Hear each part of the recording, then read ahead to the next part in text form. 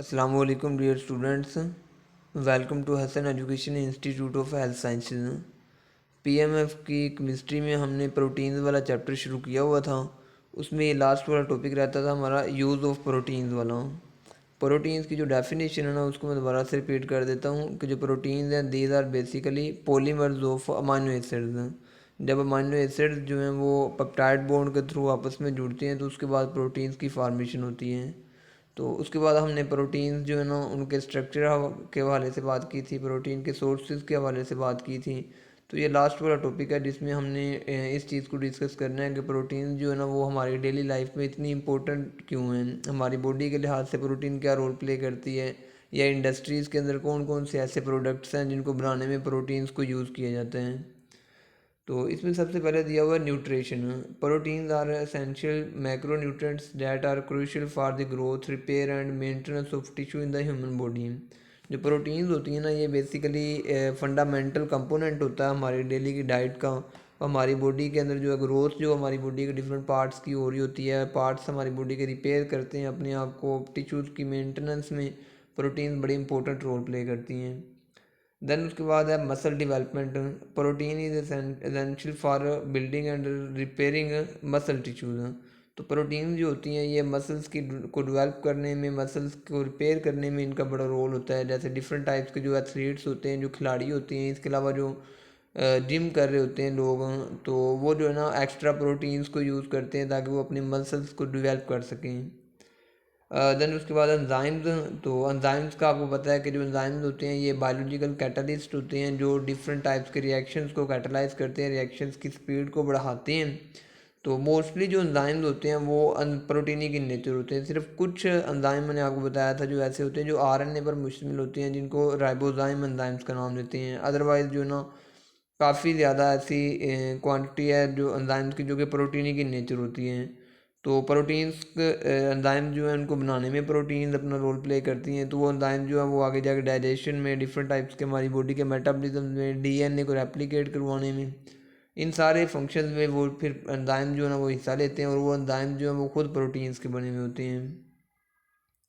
उसके बाद हार्मोन्स हैं। हार्मोन जो होते हैं ये केमिकल सब्सटेंस होते हैं जो हमारे बॉडी के अंदर डिफरेंट फिजियोलॉजिकल फंक्शंस को कंट्रोल करने में इनका रोल होता है।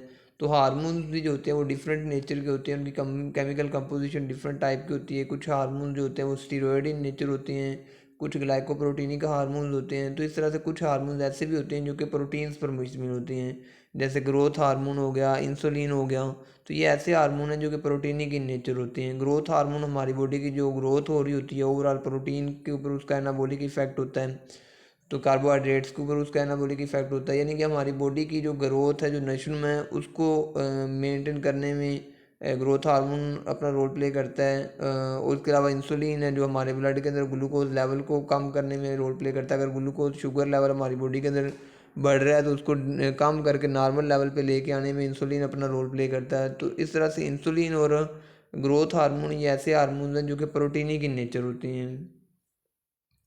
उसके बाद इम्यून फंक्शन है। इम्यून सिस्टम हमारी बॉडी का जो डिफेंस वाला सिस्टम होता है, जो हमारी बॉडी को डिफरेंट टाइप्स की बीमारियों से प्रोटेक्ट करता है। तो इम्यून सिस्टम में जो एंटीबॉडीज़ होती हैं वो बड़ा इंपॉर्टेंट रोल प्ले करती हैं। बाहर से आने वाले फॉरेन पार्टिकल जो होते हैं, कोई भी बैक्टीरिया, वायरस, कोई भी जरासीम, कोई भी पैथोजन जो हमारी बॉडी के अंदर इंटर होता है बीमारी काज करने के लिए, तो उस जरासीम को, उस फॉरेन पार्टिकल को न्यूट्रलाइज करने में, उसको उसके अगेंस्ट डिफेंड करने में हमारी बॉडी को जो ना वो एंटीबॉडीज़ अपना रोल प्ले करती हैं। और जो एंटीबॉडीज़ होती हैं वो इम्यूनोग्लोबुलन प्रोटीन्स पर मुश्तमिल होती हैं। तो इस तरह से जो प्रोटीन्स हैं उन्हीं की टाइप जो है ना वो आगे एंटीबॉडीज़ बनाने में भी रोल प्ले कर रही होती हैं। ट्रांसपोर्ट आ गया। तो हमारी बॉडी में जो ट्रांसपोर्ट होती होती है, जैसे गैसेस की ट्रांसपोर्ट है जिसमें ऑक्सीजन जो है वो ट्रांसपोर्ट होती है हमारे लंग्स से ब्लड के थ्रू हमारे सेल्स की तरफ। फिर सेल्स के अंदर जो कार्बन डाइऑक्साइड प्रोड्यूस हो रही होती है उस कार्बन डाइऑक्साइड को लंग्स तक लेके आना और लंग्स से बाहर एक्सहेल करना।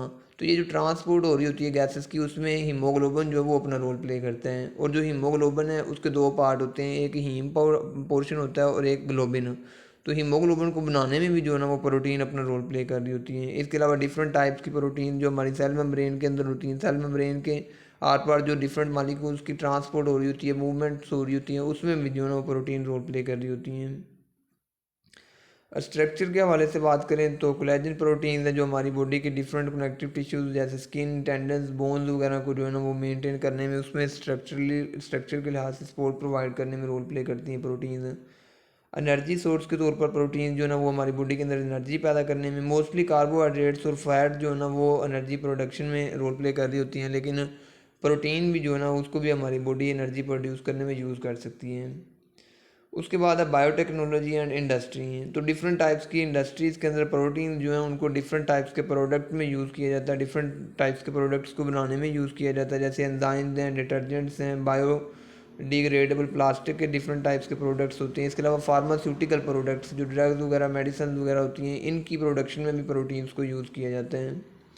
फूड प्रोडक्शन के अंदर जो ना डिफरेंट टाइप्स की फूड आइटम्स को प्रोड्यूस करने में एज एडिटिव्स इनको यूज़ किया जाता है, प्रिजर्वेटिव्स इनको यूज़ किया जाता है।